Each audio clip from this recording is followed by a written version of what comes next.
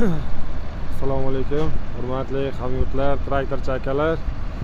Mana bugun yana bitta Zo'milyon traktorimizni Namangan Popga sotdik. Через mikrolizing orqali xarid qildi.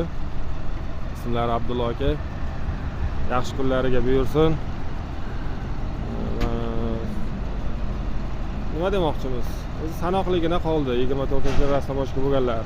Bundan keyin narxi qimmatroq chiqadi. 25-yil tamoshniy tariflarida o'zgarish bo'lganini menimcha ko'pchilik biladi. Buni aytib o'tirish shart emas. Ancha vaqtdan beri video qo'ymay ketgandim. Yana Instagramni yurgizishni boshladim, chunki akkauntimni yo'qotib qo'ydim telefon almashtirib.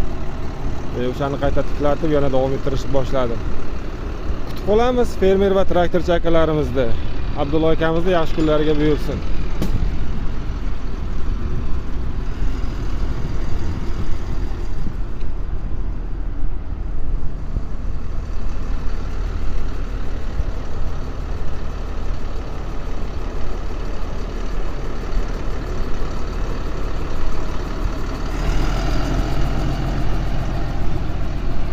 Eslatib o'tay, traktorlar zavod narxida.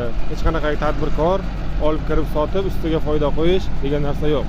Zavod belgilab berilgan narxda sotadi. Eng muhimi xalq tanlovi. Bu kishi ham o'rtoq olgan ekan, o'shandan eshitib kelib shundan xarid qilishyapti.